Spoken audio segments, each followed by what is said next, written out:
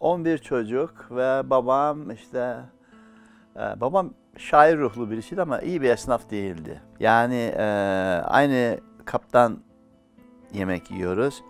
Yani hatırlıyorum böyle kaşığımı çok doldurursam ne olan bedava buldun yiyorsun diyeceklermiş gibi geliyordu bana. Çok ayakkabı vururdu ayağımı. Bir türlü bu olmadı başkasını denemek istiyorum diyemezdim. Ulan bulmuşsun işte yeni ayakkabı giy. Enteresan bir şekilde çocuk aklımda şuna karar vermişim. Annen yok, kimsen yok.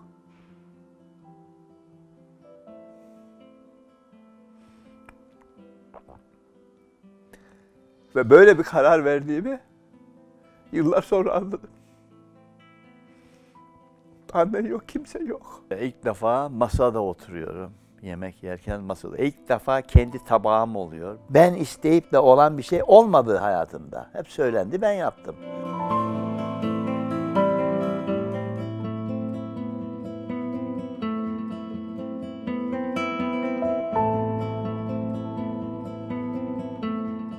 Becilli Sokak No 1. Benim doğduğum ev bir çıkmazın içindeydi. Böyle geniş bir kapıdan avluya giriliyordu. Sol tarafta bir tek oda vardı. Sağ tarafta 2 katlı bir ev vardı ve ahşaptı. Ondan dolayı yürüdüğü zaman gıcır gıcır gıcır gıcır sesler duyuluyordu. Hatırlıyorum o 2 katlı evin bu alt kısmında beton vardı. Tabii çocukluk gözümle baktığım zaman çok büyük gözüküyordu bana. Şimdi çok eskimiş durumda. Her Silifke'ye gidişimde ziyaret ederim ve bütün anılar geri gelir.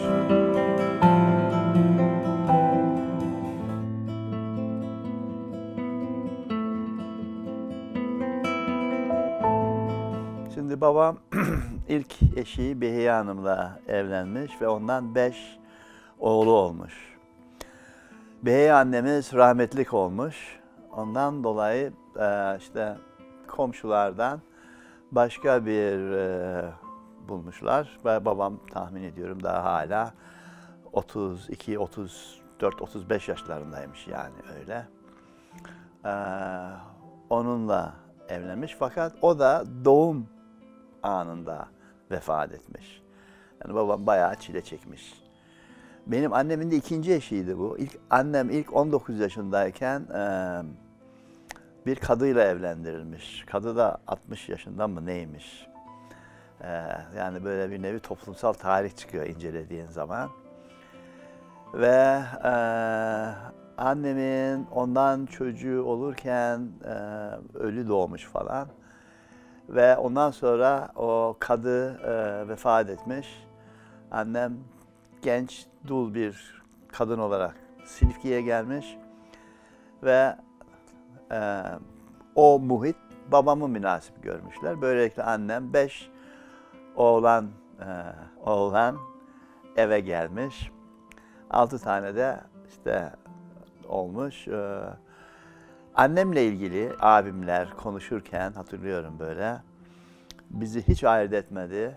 Allah rahmet eylesin. Bizi bağrına bastı. Biz annesiz büyümedik derlerdi. Büyük bir sevgi vardı. Annemin adı Zehra'ydı ve annem hakikaten benim tipik Anadolu kadınının anneliği içerisinde sevgiyle, şefkatle yaptı ve ben o bakımdan çok şanslı hissediyorum kendimi.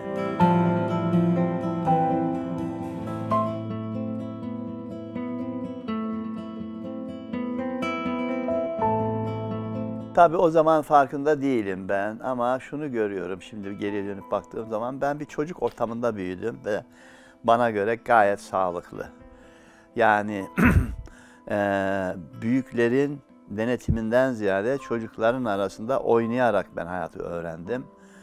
O bakımdan benden beklentiler, kıyaslamalar olmadı ve ben bütün etkileşimlerimi abimlerle, ablamlarla yaptım. Onlar ilkokul 3'te, 4'te, 5'te, 7'deyken, ortaokuldayken falan bir nevi öncü gibiydiler ve böylelikle Ben o dersleri falan böyle dinlerdim. İşte soba yanardı, elektriğimiz yoktu, lamba durumu vardı. Doğanın içerisinde tavuğumuz vardı, kedimiz vardı, köpeğimiz vardı, ineğimiz vardı, eşeğimiz vardı, akrebimiz, çıyanımız hepsi vardı. Ve böylelikle avar derdik. Marulumuzu, patlıcanımızı, domatesimizi, biberimizi kendimiz yetiştirirdik. Kuyudan su çekerdik. Akarsu da yoktu. Sucu ellez, içecek su getirirdi Göksu Irmağı'ndan. Ve öyle bir yolculuk içerisinde büyüdüm.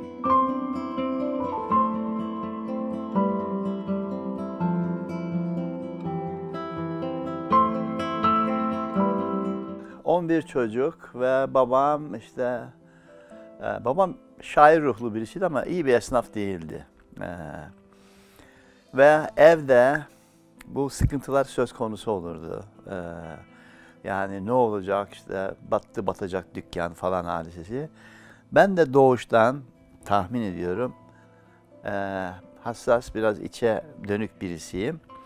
Yani aynı kaptan yemek yiyoruz.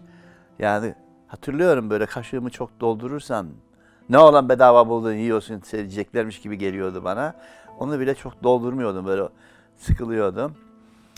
Onun için yeni ayakkabı, yeni elbise falan konusunda hiçbir beklentim yoktu. Öğretmen rahmetlik Muazzez Aktolga aileyi tanıyan birisiydi. Bir gün dedi ki evladım çok dedi senin ayakkabının değişmesi lazım falan dedi böyle. Ben de nasıl söyleyeceğim bunu? Abdullah abim çalışırdı dükkanda. Ona nazım daha çok geçer. Babamdan çekiniyorum. Köşede bekledim. Acaba babam gider de Abdullah abim yalnızken gidip söyleyebilir miyim diye. Karşıda kunduracı İbrahim bakarmış böyle. Bu Cüceli Sami'nin oğlu, en küçük oğlu değil mi? Evet. Çocuk bekliyor. Böyle bakıyorum, bekliyorum falan. Nihayet haber göndermiş. Sizin demiş en küçük oğlan köşede bekliyor diye. Ondan sonra Abdullah abim geldi. Doğan niye bekliyorsun diye. Niye bekliyorsun burada dedi böyle. Ben de evet ben dedim ayakkabı almak işte ben de dedim bekliyorum sana söylemek için diye. Sonra gel falan dedi. Babam nedir dedi böyle. Öğretmen dedim ayakkabı aldım. Babam baktı böyle. Evet anladı. Şair ruhlu birisiydi. Tamam oğlum tamam dedi. Şimdi öyle olunca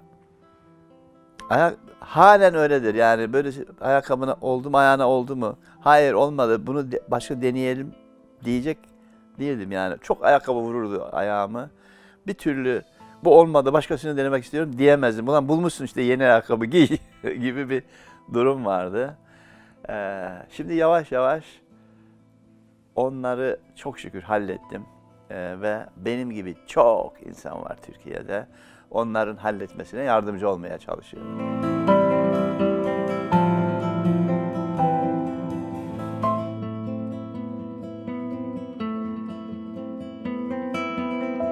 Annem benim yaşamda özgüvenimin temel kaynağı, köklerini teşkil ediyor. Annem hastalandı ve öldü diyorlar ama bir şeyler oldu. Ben yani kelime olarak biliyorum öldü yok ama hep içimde işte misafirliğe gitti. Bir gün sonra gelecek, 2 gün sonra gelecek diye bakıyorum. 3 gün geçti gelmedi, 4 gün geçti gelmedi, 5 gün geçti gelmedi ve bir gün dedim ki ben annemi bir daha göremeyeceğim. Annemi bir daha göremeyeceğim. O zaman ölüm o zaman farkına vardım. Bir daha göremeyeceğim. Ve kaçtım mezarının başına gittim. Ve orada toprağın altında annem ve böyle kala kaldım. Annem bir daha göremeyeceğim. Annem öldü. Eve geldim. Babama bakıyorum. Diyorum Allah'ım inşallah babam ölmez. Öğrendim artık. Demek ki ölünebiliyor. Ve o gün tabii babam da kendine özgü bir sürü sorunları var, sıkıntıları var. Ve kendisi de 4 yaşından itibaren babasız büyümüş. Öyle bir durumda. Bir şey yapmıştım. "Niye böyle yapıyorsun? Ben oğlum" dedi, böyle bağırdı. Ben kala kaldım. Ve enteresan bir şekilde çocuk aklımda şuna karar vermişim. Annen yok, kimsen yok.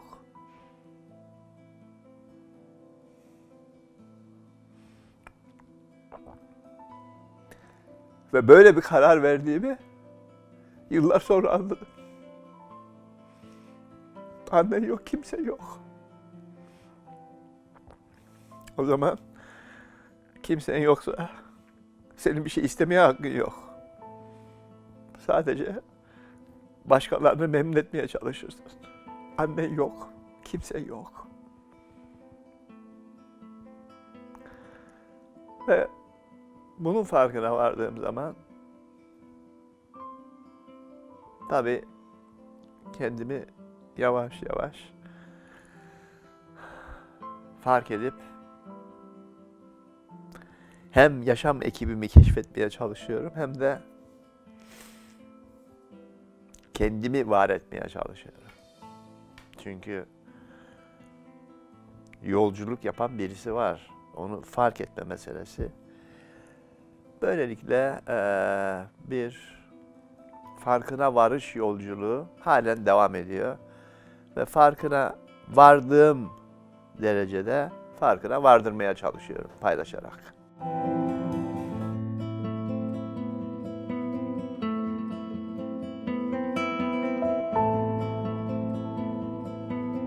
Evet, yani o okuma yazması olmayan birisiydi. Biz yörük karısı diyorduk. Şivesi olan, inek bakmayı seven, sağan, tarladan ot toplayıp gelen ve ineğe veren birisiydi. Ve köy ortamında, bir yörük köyünde yetişen birisi olarak doğaya açık, can kavramını keşfetmiş birisiydi. Hatırlıyorum ben, işte 10 yaşındayım. Biz lastiklerdik, o sapan taşıyla ficik dediğimiz bu serçe kuşuna atıyorum. "Yavrum atma" dedi. Kadına da gıcığım. Annemin yerine gelmiş gibi görüyorum. "Ne var" dedim, "mandak gibi küçük kuş" dedim. "Yavrum" dedi, "canın büyüğü küçüğü olur mu? Allah her birine bir can vermiş. Vurma yavrum, günah" dedi. Tam anlamadım ama durdum.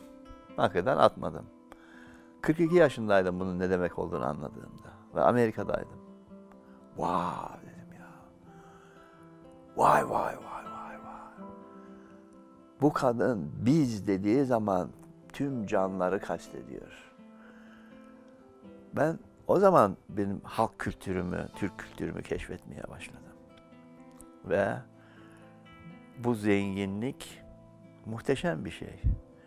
Ve o zenginliğin hakkını vermeye çalışıyorum hakikaten. Biz. Canın büyüğü küçüğü olmaz. Allah her birine bir can vermiş. Aynı ekipteniz ve senin sorumluluğun var. O sorumluluğun farkına varıp gereğini yerine getirmeye başladığın zaman insanın hayatında anlam oluşuyor. Ismarlama gelmiyor bu. Farkına varman lazım.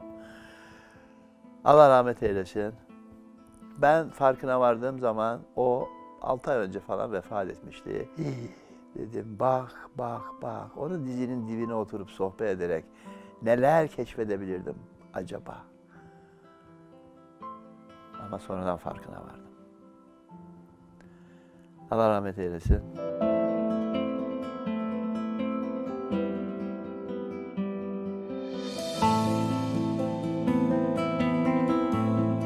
Ben ilkokula gittiğim zaman oldu bu. İlk deneyimim öyle oldu aslında.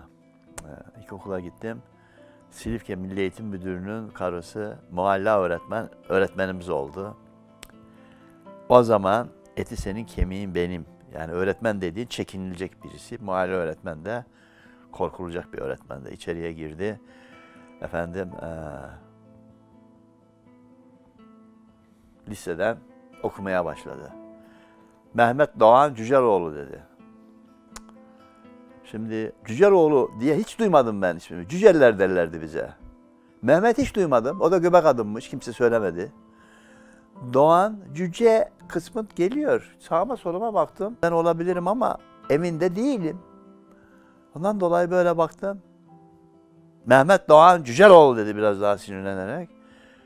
Çocuk aklımda anladım. Bu kadın dedim gittikçe sinirlenecek. Benim olma ihtimalim de var. Bayağı tutuyor yani. Onun için korkarak el kaldırdım. Şöyle bir bakışı vardı böyle. Adını dahi bilmiyor bakışı. O kadar gücüme gitmişti ki. Sonra düşünüyorum acaba diyorum bu iletişim alanını seçmem ondan dolayı mı diyorum bazen. Bir şeyde yanımda Şükrü diye şimdiki kafama göre yani hiperaktif olan bir çocuk vardı. O duramıyordu yerinde.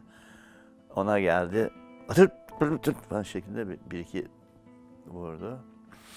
Çok korktum, soğudum. Okuldan soğudum. Oy ben sınıfta kalırım, okula gelmek istemiyorum böyle. Korka korka eve gittim. Sıtma her güz döneminde, sonbaharda bizi yoklardı Silifke'de. Zannederim sıtma oldum. O üzüntü falan da böyle bir araya karıştı. İğneciyi çağırdılar. Kinim vurduracaklar. İğneci İsmail. Adam alkolik, sarhoş gelmiş. Ve damara, sinire denk vurdu. Hissettim onu böyle. Ve o iğne falan hepsi sinire girdi. Ve ben hislerimi kaybettim. Ve topal oldum. Ve benim ayağım gittikçe büzüşmeye başladı. Böyle bileğim gibi büzüştü falan. Annem sağa sola sordu. Ne yaptı bilmiyorum artık. İşte zencefil, zeytinyağı bilmem ne ovmaya başladı 2 ay 3 ay sonra. Sıcak lapa koyuyor. Kendine özgü fizik terapi uyguladı ve işledi. 3. 4. ayda kan yürüdü. Yavaş yavaş hissetmeye başladım. Ama bacağım 2,5 santim kısa kaldı ve benim ayağım bellidir yani hala o var. Onun kendine özgü sorunları var dengemde falan.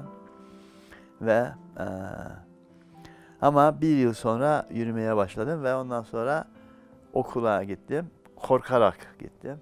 Muazzez Aktolga, Allah rahmet eylesin. Yeni mezun olmuş, nişanlı, ilk deneyimi sınıfa girdi. Ay sizler ne güzelsiniz dedi. Haydi hep beraber bir şarkı söyleyelim dedi. Ben dedi şimdi söyleyeceğim, siz tekrar edeceksiniz dedi. Geçerken böyle başımı okşadı. Bana baktı, gülümsedi. O gün çıktım. Mukaddem Mahallesi'nin tozlu sokaklarında. Öğretmenimi seviyorum, okulumu seviyorum, sınıfımı geçeceğim ben diye gittiğimi hatırlıyorum.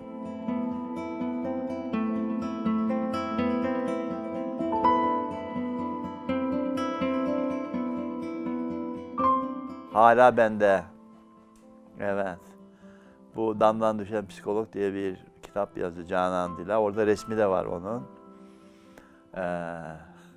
Şimdi babam düşünün o yıllarda her bir çocuğu için 11 çocuğun 11'i için de defter tutmuş. Enteresan aynı tür defter almış. Böyle etiketi falan yapışmış vaziyette. Tabii yaşı büyük olan çocukların daha çok sayfa adedi var orada an olarak tutulmuş. Ben de işte her bir sayfanın 3'te 1'i, 4'te 1'i, 8'de 1'i dolmuş. Belki 5 sayfa falan var yani öyle. Ama bende o hala.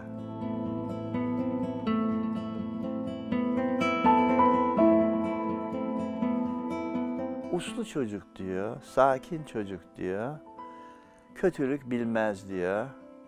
Aha diyor getirmiş bana üzüm veriyor, aha diyor. Ve diyor bu çocuk diyor çok iyi niyetli diyor. Sakin bir çocuk diyor. Allah gönlüne göre versin diyor. Dua ediyor öyle.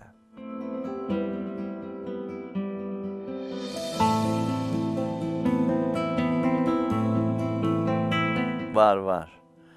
Yani ben ortaokul döneminde nereden bilmiyorum içimde böyle bir girişimcilik var. Kooperatife kurabiye yapıp sattım, okul kooperatifine. Sonra yazları merkep üzerinde çevrecilik yaptım. Allah, çok zordu. Ondan ama Abdullah abim, dükkanda olan abim beni desteklerdi bu öğrensin falan şeklinde. Ve bana öyle geliyor ki hayatla ilgili güçlenip ayaklarımın üzerinde kalma konusunda bana çok yardım etti. O insan ilişkileri, hayatı anlama, zorluk, paranın değerini bilme, zamanın değerini bilme bakımından bana çok yol gösterdi.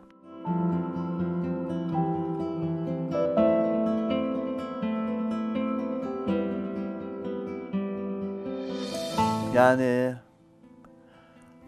ben işte hakikaten ortaokuldayken o aradaki farkı görebildim. Bu elektriğin döşenmesi, o döşeyen kişinin elektrik çarpmasından dolayı 2 hafta sonra öldüğünü öğrenmem. Acı tabii bu.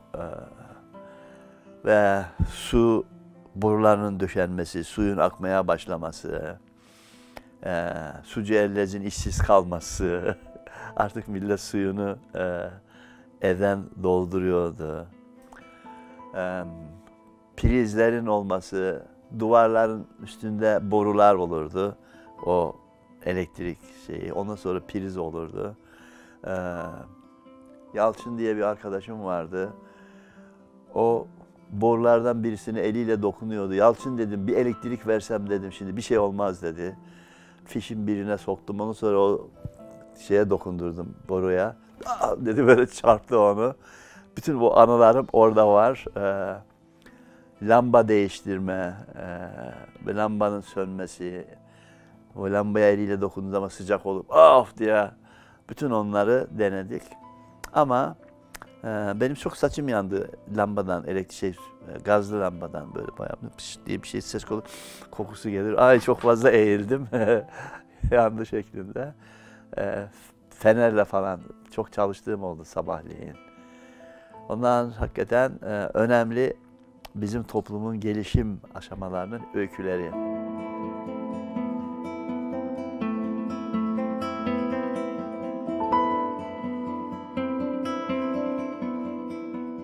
Ben iyi bir öğrenciydim. Okulun üçüncüsü falandım yani mezun olduğum zaman. İşte okul mezuniyetinde benim aileden kimse gelmedi. Neden gelmedi? 11 numaralı çocuk, bilmiyorlardı mezun olduğumu. Elimde diploma, dükkana geldim. Babam o ne dedi? Diploma dedim. Sen mezun mu oldun oğlum dedi. Evet dedim. Ha dedi, baktı. Şimdi ne olacak dedi. Okumak istiyorum baba dedim. Dedi, düşündü. Ya oğlum dedi, şimdi babam evvelden benim işte sarhoş Sami derlerdi, rakı içer, ut çalar, sesi güzel diye söylerdi, cümbüş çalar ve oğullarını falan haydi bakalım deyip böyle harmandalı çalar, oynatırdı. Hatırlıyorum ben hayal meyal. Ben 6-7 yaşındayken bir komşumuz geldi. Topal Hoca derdik. O Nakşibendi tarikatındanmış. Babamla konuşa konuşa babam o tarikata girdi. Sigara falan içerdi, sigarayı bıraktı. Ve ondan sonra yavaş yavaş bizlere dini öğretmeye başladı. Oturun bakalım. Besmele çekin derdi. Ben iyi taklit ederdim onu. Euzubillahimineşşeytanirracim babam yapardı. Şahinam euzubillahimineşşeytanirracim eşek arısı soksun dilini derdi ona. Bak dedi, bak ne güzel söylüyor bak. Bir daha söyle bana. Ve babam hayat felsefesi değişti, giyinişi, sakal bırakmaya başladı falan. Ondan sonra ya oğlum dedi, öbürleri okudu da ne oldu dedi. Yani tamamıyla attı. Yarın dedi ölsem mezarıma gelip Yasin okuyacak yok dedi. Gel seni imam yapalım dedi. Ben de imam olmak istemiyorum. İçimden böyle doktor olmak geliyor, öğretmen olmak geliyor, böyle bir şeyler geliyor falan. Durdum.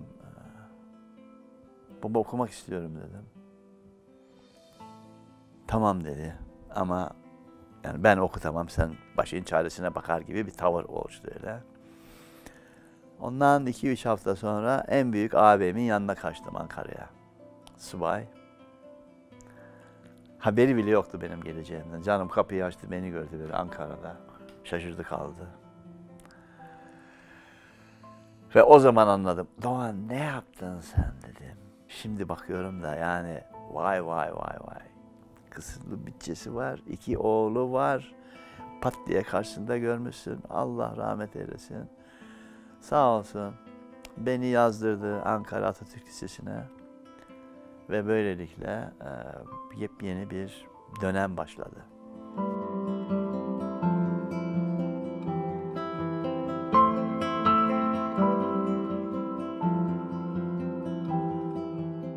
Kesinlikle ilk defa masada oturuyorum. Yemek yerken masada. İlk defa kendi tabağım oluyor. Şivem tam anlamıyla Silifke şivesi. Ondan dolayı sudan çıkmış balık gibiyim yani. Bakıyorum nasıl kesiyorlar, çatal, bıçak nasıl oluyor? Kolay değil. Ve benim gittiğimin 2. haftası mı, 1. haftası mı ne? Abim de sosyal kimliğe önem veren, yani giyinişiyle, ayakkabısının boyasıyla, her şeyle görünüşe önem veren birisi. Ondan dolayı bana da baktığı zaman öyle görmek istiyor. O İstihkam Binbaşısı bir albay davet etti, değer verdiği. Ve albayınla aynı masaya oturduk. Bakıyorum işte et nasıl kesilecek. Ah çok zor. Adam konuşmaya çalışıyor. Sizin diyor var mıydı işte tavuklarınız falan. Vardı diyorum. Gurk olurdu diyorum. Şimdi tavuğun gurk olması kuluçka olması anlamına geliyor. Ve civciv denirmiş. Biz cülle derdik. Gurk olur, cülleleri olur diyordum böyle. Adam bakıyordu, neden kastediyorum diye. Sonra tabii abim renkten renge giriyor böyle olunca. Ve ben kesemiyorum, ne yapacağımı bilemiyorum, elimi kullanamıyorum. Ve yavaş yavaş hepsine öyle alışmaya başladım. Şivemi düzeltmeye çalışıyorum öyle. Fakat sağ olsun Naide yengem, Allah rahmet eylesin, Reşat abim, Allah rahmet eylesin ve yeğenlerim hepsi bir anlayış göstererek beni yavaş yavaş şehir hayatına böyle hazırladılar. Yeni mahallede oturuyorduk. Yeni mahallede otobüse binerdim. Sıhhiye'de iner, yürüyerek Atatürk Lisesi'ne giderdim. Ve o büyük şehrin kaldırımı, otobüsleri falan böyle bana bambaşka bir alem gibi geliyor.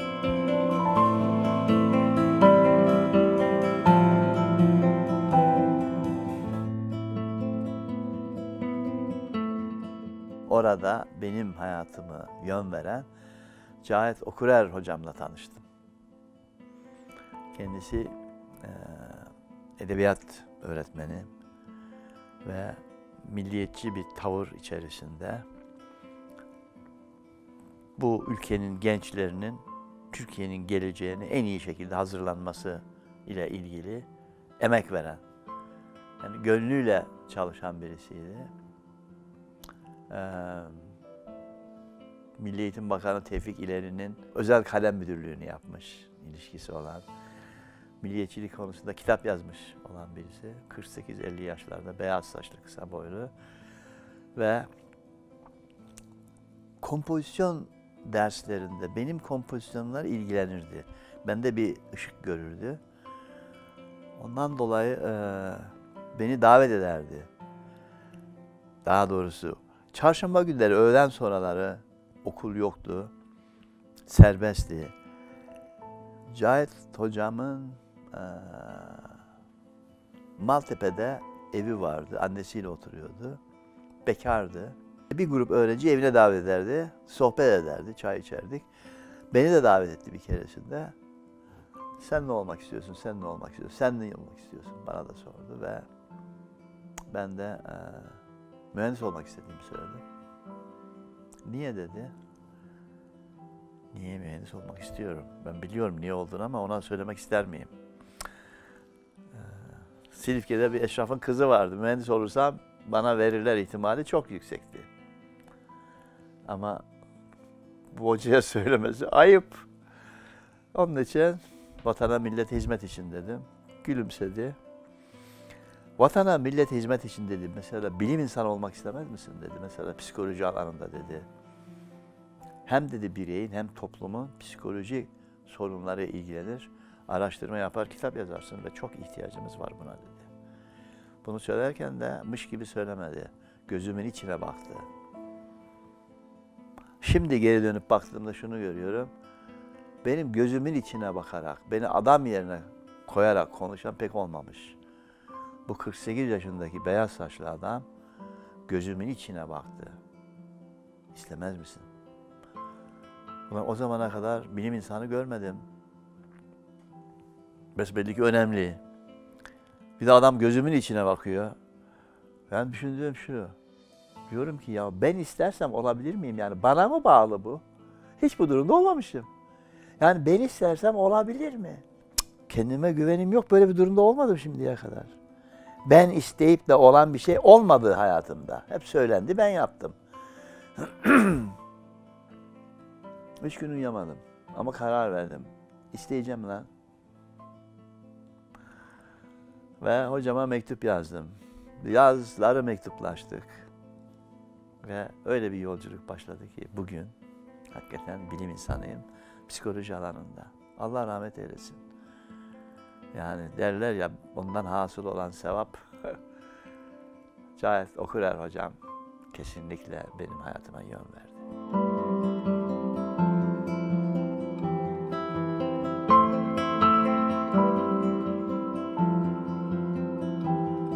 Bir kere mektup yazdı Mümtaz Turhan hocama, Allah rahmet eylesin. O da aynı milliyetçi tayfadan, muhafazakar grup. O mektupla gittim, verdim, baktı. Sen dedi bilim adamı olmak istiyorsun dedi. Evet hocam dedim. O zaman dedi psikoloji kitaplarını İngilizceden okur hale gelmen lazım. 1 yıl içinde dedi. Hocam dedim kolej mezunu değilim dedim. Kolej mezunu musun diye sormuyorum sana dedi. Bilim adamı olmak istiyor musun diye soruyorum dedi. Eğer bilim adamı olmak istiyorsan 1 yıl içinde İngilizce psikoloji kitaplarını okur hale gelmen lazım dedi. Nasıl yapacağımı da söylemedi. Ne kadar önemli. Ve ben de bir yolunu buldum, hakikaten öğrendim. Şöyle başladık. Sonra sınıfa girdim, okul başladı. 1957 yılında psikoloji, hiç sınava falan girmene gerek yok. Kadro dolmuyor zaten. İstanbul Üniversitesi'nde psikoloji. 100 öğrencinin belki 92'si kız. Bu 92 kızın da 85'i İstanbul'un sosyoekonomik düzeyi yüksek yerden geliyor. Çoğu mezun olmayıp evlenip gidiyorlar. Hepsi, hemen hemen çoğu da yabancı kökenli okullardan mezun. İngilizce, Fransızca, İtalyanca falan şeklinde. Erkeklerin hepsi asker kaçağı. Oraya girmişler işte askerlikten tehir ettirmek için. Ben girdim, sınıfa girdim. Önce boştu, tabureden birine oturdum bir köşeye. Doldu.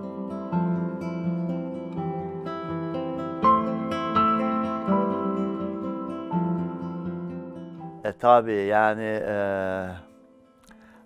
abimin 10 yıllık ceketi var üzerinde, 5 yıllık gömleği var, yine 10 yıllık kravatı var. Her şeyimi ona göre giydim yani böyle düzenli bir şekilde. Saç 3 numara, bomboz bir beniz, korkak yüz. Oturdum, karşıma geldi yeşil gözlü bir kız. Allah! İlk defa şöyle bir şey yaşadım. Uzansam dokunacağım. Ama kız beni görmüyor bile. Onun da farkındayım. Uzansam dokunacağım ama yıldızlar kadar uzağım. Vay be dedim. Wow. Görmüyor bile. Ve bu halen çok yaygın. Anadolu erkeklerinin çoğu İstanbul'a gelince böyle var ama görünmeyen tipler oluyorlar. İçinde böyle bir acı. Ve o derste kim vardı hoca, ne anlattı hiçbir şey hatırlamıyorum. O yıl birisi gelseydi, Doğan Cüceloğlu diye bir öğrenci varmış burada. Yani tahmin ediyorum bir iki tane öğrenci tanırdı. Hiç kimse tanımazdı beni. Fakat İngilizceye çalıştım ve Mümtaz Hoca da takip etti. Ben orada öğrenci asistanı oldum. 2. yıldan itibaren hocanın derslerine yardım etme falan. Millet farkına var. Kim lan bu? Şudur budur. Farkına varmaya başladılar. Benim Gerçek Özgürlük diye bir kitabım var. Orada ben öğrencilik halimdeki Doğan'la şimdiki halimdeki Doğan'ı konuşturdum.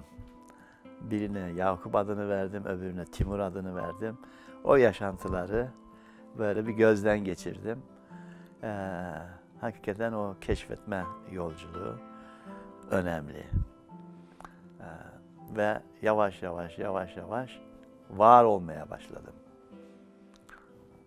Böylelikle kızlar 2. 3. sınıfta beni doğum günü partilerine davet etmeye başladılar. Yurtta kalıyorum.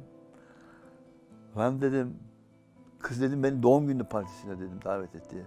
Yapma lan dediler. Bir odada 6 kişi kalıyoruz oğlanlar. Birisi gömlek verdi, öbürü bir şey verdi falan böyle beni bayağı düzdüler. Şimdi sosyetik duruma giriyoruz biz yani. Onların da ulaşamayacağı Anadolu çocuklar gelmişler. Kimisi hukukta, kimisi iktisatta, kimisi öğretmenliği falan peşinde. Sadece söz istedikleri şu, gördüklerini anlatacaksın. Tamam anlatacağım. Bir tanesi dedi, oğlum dedi yanına sigara al. Kızlara sigara takdim et dedi. Tamam mı dedi, bunun raconu budur dedi. Ve hakikaten bir bafra aldım yanıma. Meğerse bafra da çok halk sigarasıymış. Ve fırsatını yakaladım, sigara verdim kızlara. Teşekkür ederiz falan dediler. Ama şeyi söylemedi, ulan bir de yakmak lazımmış onu. Biz verdik böyle bakıyoruz. Oradan birisi gruptan çıkardı, yakayım sigaranızı dedi. Şöyle bana bir baktı, bu adamın yakacağı yok şeklinde. Sonra gittim akşam, ulan dedim niye söylemedin? Oğlum dedi, onu da mı söyleyeceğiz? Ulan dedi sigara vermişsin, bir de yanında çakmak götüreceksin dedi, yakacaksın onu dedi. Böylelikle yavaş yavaş öğrenmeye başladık. Öyle bir yolculuk.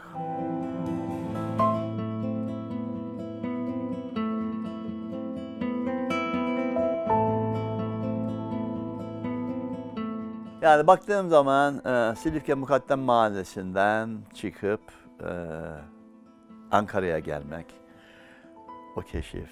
Ondan sonra oradan çıkıp İstanbul'a gelmek, o bir keşif ve Nurum.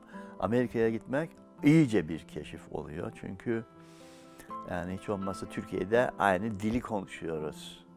Kültürün dinamiklerinin farkındasın. Amerika'da onu da bilmiyorum. Gittim Ağustos ayında falan. Türkiye'den çıktığım zaman ben 8 gün için gidiyorum sanmıştım. 4 yıl için gitmişim aslında. Değişiklikler oldu. Ve hatırlıyorum yani ben Amerikan kültürüyle ilgili bir şey keşfettiğim zaman Türk kültürüyle ilgili bir şey keşfettim. Orada keşif süreci devam etti. Şimdi işte Silifke'de Mukaddem Mahallesi kültürü içerisinde büyümüşüm.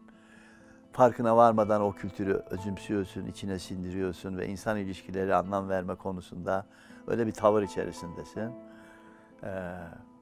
Amerika'ya gittim. University of Illinois Champaign-Urbana büyük bir üniversite. Yani ilk 10 üniversiteden bir tanesi Amerika'da. Sonradan farkına vardım ki Amerika'daki ilk 10 profesörden bir tanesi yanına gittim. Asistan olarak kalacağım kişi. Tam devlet kuşu kondu başıma. Hiç bilmeden oldu bütün bunlar. Yani ben yönlendirildiğimi hissediyorum böyle. Çok şükür.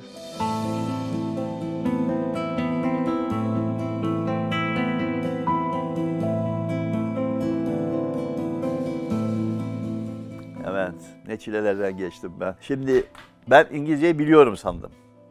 Ondan dolayı hiç danışman falan filan yok. 3 tane doktora dersi aldım. Pazartesi günü gittim.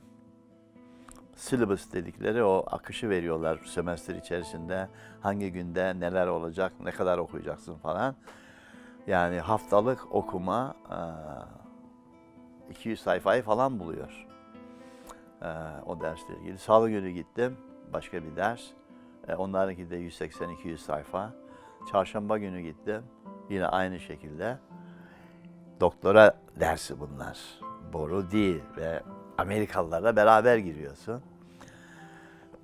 Ben oturdum masaya. Çalışmaya başladım.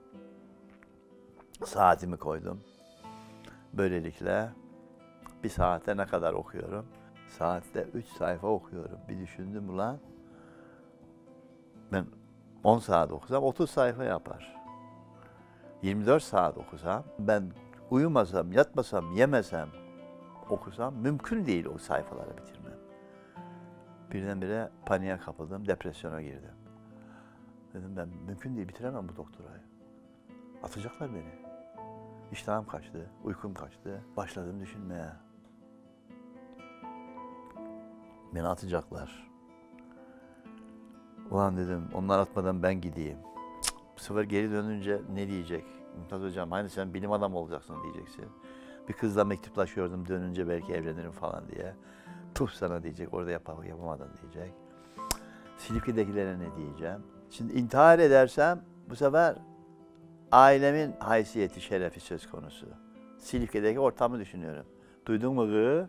Ne var kız diyecek. Cüceli Sami'nin küçük oğlu kendini öldürmüş kız. Ana öyle mi kız? Ne zaman olmuş bunu falan filan. Allah milletin ağzına sakız olacağız. Bunu da düşünüyorum. Düşündüm, taşındım. Urbana ile Champagne'in ortasında bir trafik durumu var. Biraz bizdeki trafiğe benziyor, karmaşık. Dedim orada bir kargaşa yaratırım, ben trafik kurbanı olabilirim. O zaman kimse anlamaz bunun intihar olduğunu. Ya ne kadar tuhaftır. O zaman dedim Doğan ne kadar akıllısın, aferin lan dedim, iyi çözdün sorunu. Kendime böyle dediğimi hatırlıyorum ya. Şimdi işte çarşamba sabahı onu yapacağım. Sabahleyin kalktım, yüzümü yıkıyorum, aynada baktım. Rahmetli annemin sesi, yavrum kıyma canına dedi. Ağladım. Bir daha baktım aynaya. Yine ağlamaya başladım. Lan dedim ben niye kıyacağım canıma? Mukaddem mahallesinden gelmişsin lan buradasın. Doktora öğrencisisin. Seni atıncaya kadar burada dur. İngilizce öğren. Öğrenebildiğin kadar öğren. Bırak. Mücadele et. Bir derin nefes aldım. Yüzümü yıkadım. Aşağı indim. Kahvaltımı yaptım. Oturdum. 3 tane sözlük. Türkçeden İngilizceye, İngilizceden Türkçe'ye, İngilizceden İngilizce'ye. 3 tane sözlük. Okumaya başladım. Kendimi vererek. 1 saatte 1 sayfayı bitiremedim. Hiç dert değil. Hiç. Anlayabiliyor muyum? Bir kelime veriyorlar. O kelimenin sülalesini öğreniyorum. Sadece o kelimeyi değil. Ondan türevler neler falan. Pırıl pırıl öğreniyorum ama. Bir baktım gün sonunda 10 sayfa okumuşum. Saatte 1,5-2 sayfa. Ama hepsini anlamışım. 2 hafta sonra baktım. Ulan saatte 8 sayfa okuyorum. Ama hepsini anlıyorum. Bir ay sonra baktım. Saatte 16-17 sayfa okumuşum. Hepsi pırıl pırıl.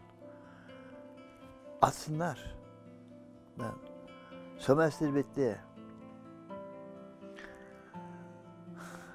Bir kurstan A, 2 kurstan B aldım. Ve ilk baktığım zaman dedim ki, iyi ki kendimi öldürmedim. İyi ki kendimi öldürmedim. Ve o benim hayatımda bir değişiklik oldu. Şimdi ben sadece şuna bakıyorum. Başkasının senden beklediğini değil. Sen elinden gelenin en iyisini yap, yaparken şevkle yap. Kısmetse olur. Ve bu benim hayatımda çok önemli bir dönüm noktası.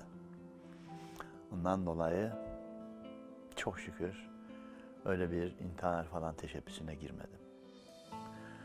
Annemin sesini duymam, o da bir mucize. Nasıl izah edeceğimi bilmiyorum ama o sesi duydum ve çok şükür dinledim.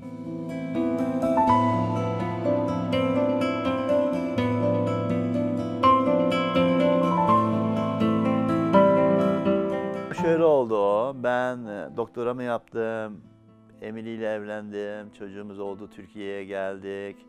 11 yıl falan Türkiye'de kaldım. Ondan sonra Türkiye'de Hacettepe Üniversitesi'nde üniversite öğretim üyesi oldum, doçent oldum.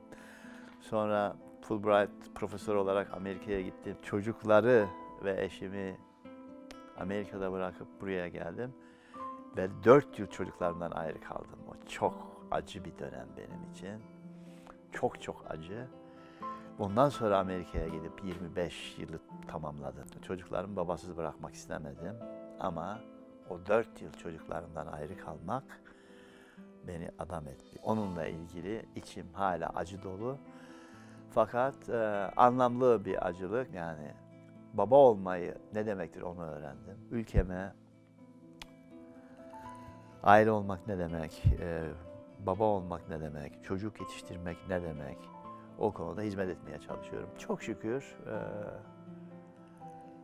ilgi görüyor benim konuşmam, yazdığım kitaplar ve böylelikle hakikaten bir bakış tarzı oluşturmaya başladım.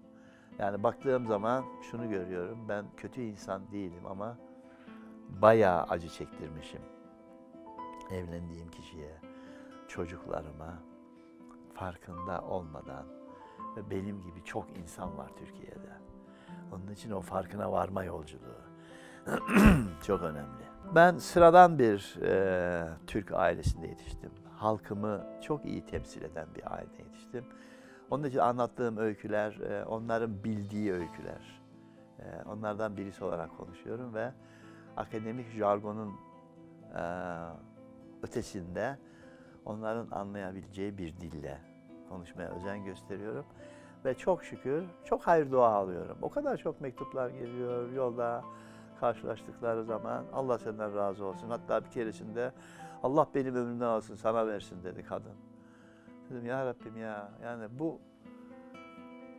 bu dua kendi başına her şeye değer. Ne büyük bir hediye. Ve o kadar işten söyledi o kendi şivesiyle. Dedim, bu kadının belki eğitimi bile yok ama dokunabilmişim. Ve verebileceği en kutsal şeyi veriyor. Allah'ım dedim, farkındayım. Farkındayım. Değer. Bu yolculuğa değer. Bütün her şeye değer şeklinde. Ondan dolayı şükür duygusu içerisindeyim ve elimden gelen en iyisini yapmaya devam edeceğim.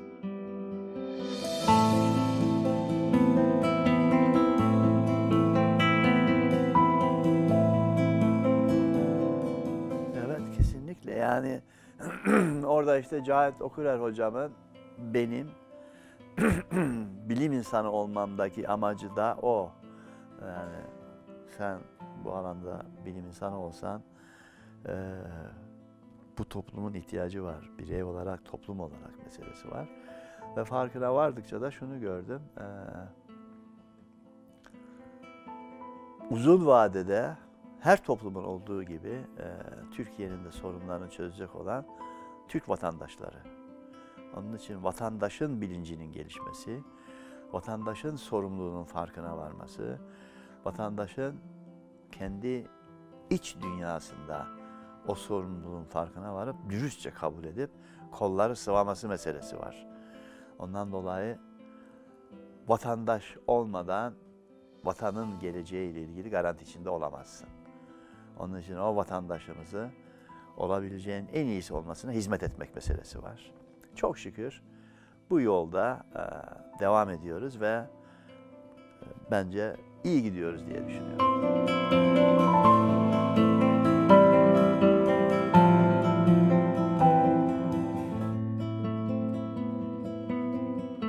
Yani ben yurt dışındayken dediğim gibi şeyin farkına vardım. Canın büyük küçüğü olur mu ne demek?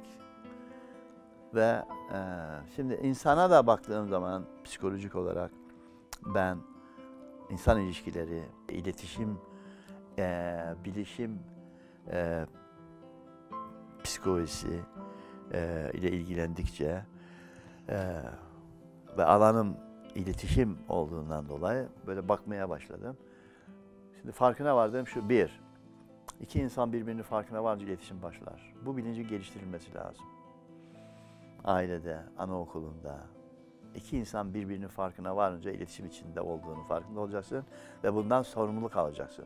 Henüz daha bu bilinç tam gelişmiş, oturmuş değil. Yani seminer verdiğim yerlerde birçok insan beni böyle dinliyor. Bir tanesine dedim ki, bana küfreder misin dedim. Estağfurullah dedi. Rica ediyorum dedim. Olur mu dedi. Dedim. Doğan Cüceloğlu, Allah senin belanı versin der misin dedim.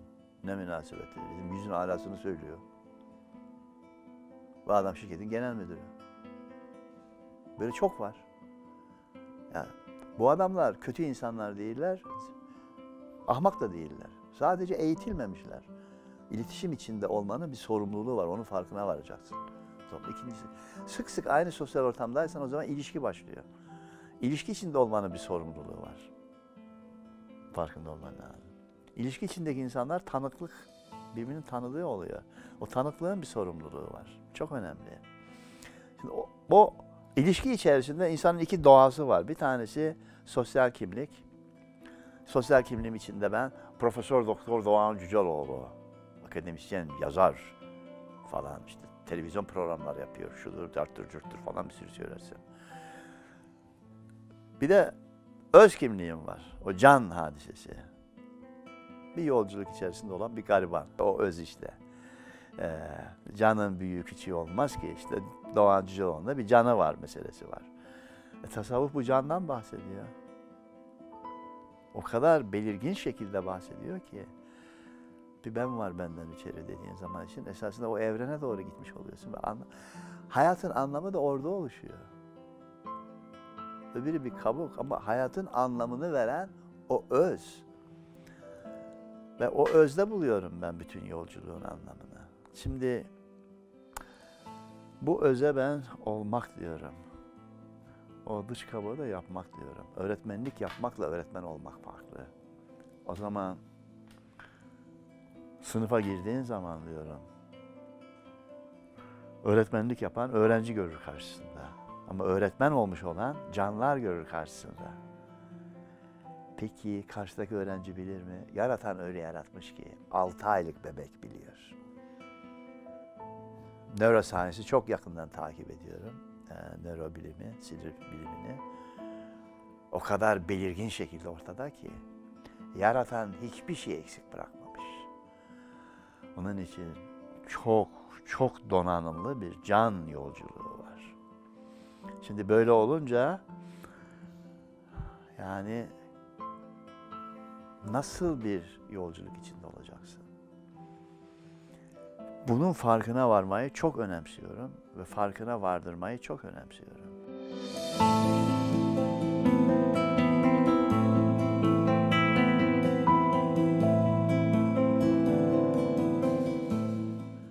Anne babalar acaba çocuklarının can zenginliğine mi yönelecekler yoksa sosyal kimliğine güçlenerek mi yönelecekler? Bir yere gittiğim zaman hemen dikkat ediyorum. Mesela kişi bana kendini tanıtıyor. Hoş geldiniz diyor. Şirket müdürü diyor. Genel müdürüm diyor. Müfettişim diyor. Hakimim diyor. Adını söylemiyor. Gülümsüyorum diyorum. Adın da var değil mi diyor. Adın da vardır herhalde. Ve adım tanıtıyor. Hocam diyor bizim büyük oğlan diyor. Diyorum, abi adı var mı bunun diyor. Şaşırıyor. Farkında bile değiliz. Onlar sosyal kimlik. Ondan dolayı bizim halkımızın farkında olduğu bir öz meselesini eğitime almak istiyorum ve yaşama almak istiyorum. İşte burada da değerler bilinci üzerinde durmak istiyorum çok. Değerler anlamını bulursa kurallar ve kanun anlamını bulur. Ama değerler eğer anlamını ifade etmiyorsa o zaman kurallar işe yaramaz. Lafta kalır. Ve ben bir toplumun geleceğini ailede ve eğitim ortamındaki yaşayan değerlerde buluyorum. Bir keresinde bir deneyim yaptım. Bir şehirde seminer veriyorum. Salon 600 kişilik, 800 kişi doldurmuş. Dedim konuşmama başlamadan önce dedim bir varsayımımı test etmek istiyorum dedim. Benim toplumumda dedim millet kul hakkı çok önemlidir diyor. Acaba dedim yanılıyor muyum? Yani biz dedim kul hakkı çok önemlidir diyen bir toplumuz değil mi dedim. Yani öldüğümüz zaman da mezara konmadan önce hakkını helal ediyor musun diye 3 kere soruluyor dedim. Evet dediler. O zaman dedim unutmayın bu dedim konuşmam bitince siz kitap imzalayacaksınız. Benimle resim çektirmek isteyeceksiniz. Bakalım hakikaten kul hakkına önem veriyor muyuz dedim. Onu gözleyeceğim. Unutmayın dedim. 1,5 saat sonra, 2 saat sonra bitti. Ve millet kitap imzalatmak için, resim çektirmek için sıraya girme durumunda. Ve hemen belli okul müdürü öğretmenlerin önüne geçiyor. Öğretmenler öğrencinin önüne geçiyor. Yaşlılar, büyük mevki sahibi olanlar falan asık suratlılar hemen öne geliyorlar falan. Ve bakıyorum böyle. Önce hatırlamıyorum. Diyorum kul hakkından konuşmuştuk. Farkındasınız değil mi dedim. Şaşıra kalıyor. Konuşulan değerler değil, yaşayan değerler önemli. Eğer siz yaşayan değerleri ailede, eğitim ortamında, toplumda yaşatırsanız, ben şuna kesinlikle inanıyorum ve ispat da edebilirim. Bilim, teknoloji, ekonomik refah gelir kapını çalar. Bırakın girelim içeri diye. Önemli olan doğru değerler.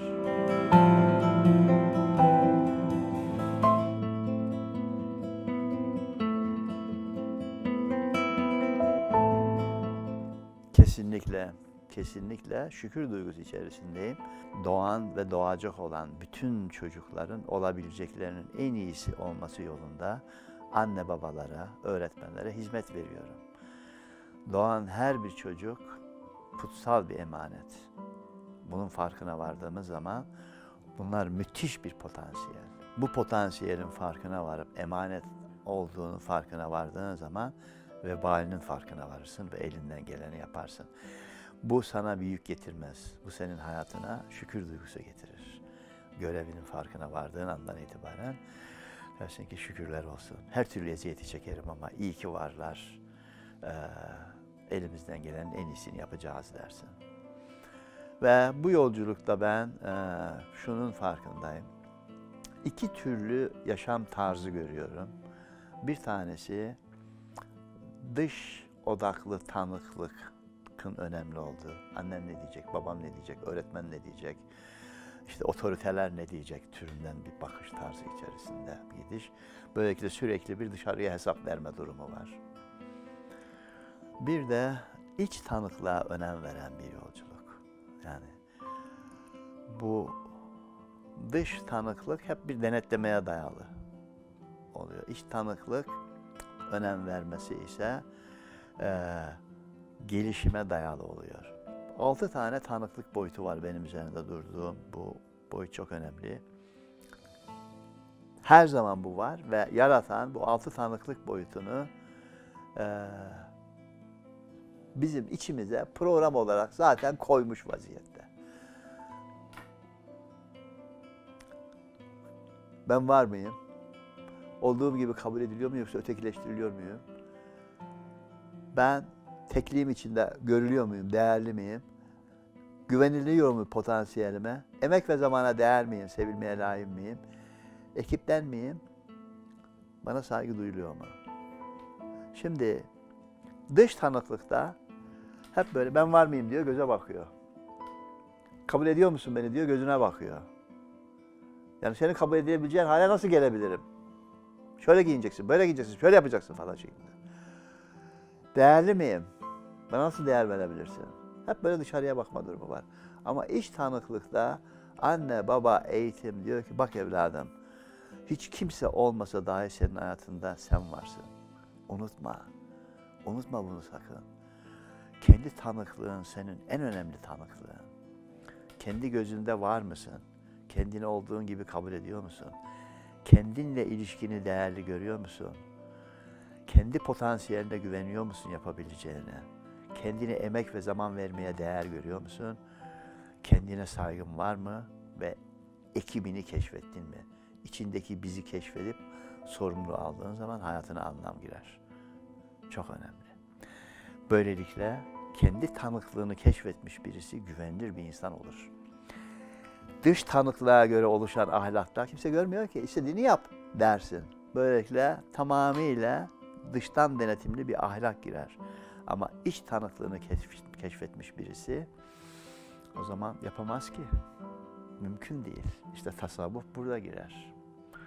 O can aslında senin özün, evrenin özü ve o tanıklık yapıyor.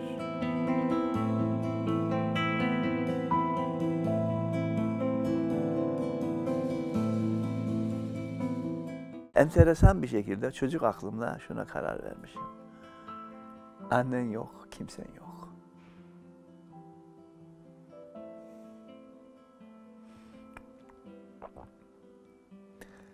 Ve böyle bir karar verdiğimi yıllar sonra anladım. Annen yok, kimse yok.